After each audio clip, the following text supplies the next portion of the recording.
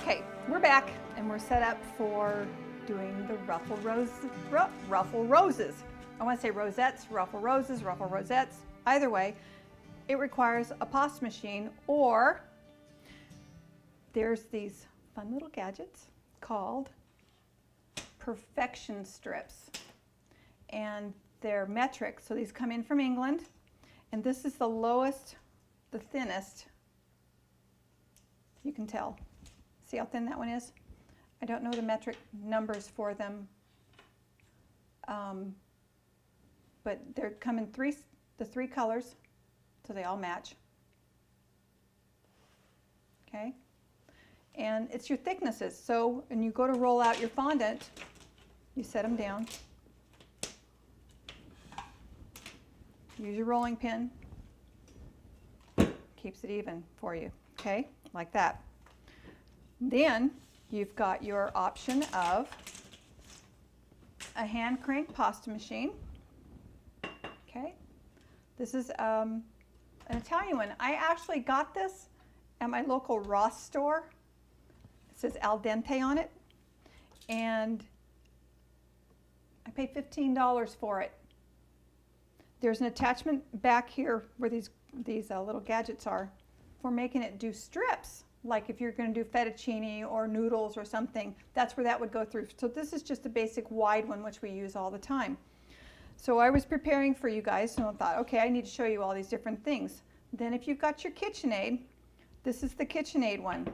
And right there on it, it says, do not immerse in water. There's no way to take it apart. So if you want to clean this sucker, I need to show you how to do it. Same with this one. You can't just stick something through it unless it's one paper towel to clean it. You can hold it at the widest thing. But let me show you a couple tricks on cleaning them. One is with your wet towel. Take and rub it, and then you need to dry it really good. And it'll shine up. After a lot of use, I found that my shortening that I was using on my hands was loading this up. So yesterday, a Mr. Clean Power Eraser did a beautiful job getting it off. I see a few more imperfections here, but it's pretty good. Even on the back side, it's good. Okay? There is stuff in here that you can still see. See? Caked on powder cornstarch is in here.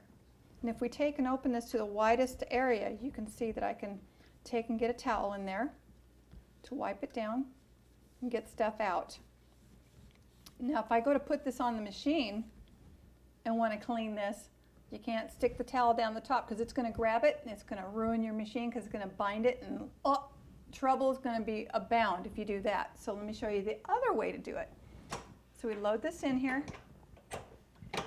At least with a hand crank, you can crank it the other way. You can't crank it the other way with this one. You've got to lock it in. You turn it on.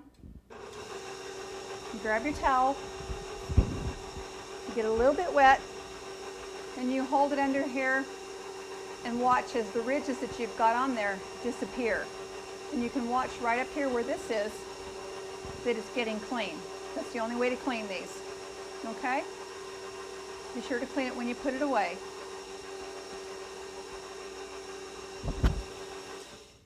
Beautiful job. Now the other thing I want to show you about the difference between this one and the hand crank one is the numbers on it. On the KitchenAid, crank this around, the fattest number setting starts at a 1. Okay. That's number 1. So watch when I rotate this, what happens. We're going to a 1, to a 2, to a 3, gets smaller and smaller to a finer. We're at number 6 right now, and it goes up to a number 8 on here. Now with the Italian one, it starts at a number 7. It's the reverse. The number 7 is the fattest one.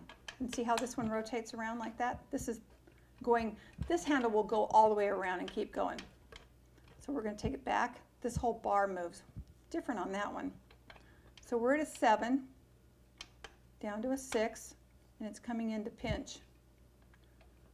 there's a 4, there's a 3, and you feel there's a bump here that locks it in. So you know when you've got it right when it clicks in. Same with the KitchenAid one, it clicks to lock it in. And there's your number 1, that's the absolute smallest. All right, so this one works just as good if it's within your budget. Get yourself one of these or use some perfection strips, or you can go to the local place and get some dowel rods, tape them down and use them for that, because there's different thicknesses of that. They're just round. So you see if you can find some square ones. I got a piece of fondant stuck to me. All right, so we're gonna get prepped up for rolling out some fondant, because we're gonna work with the fondant ruffles on this lower tier. So give me just a few minutes.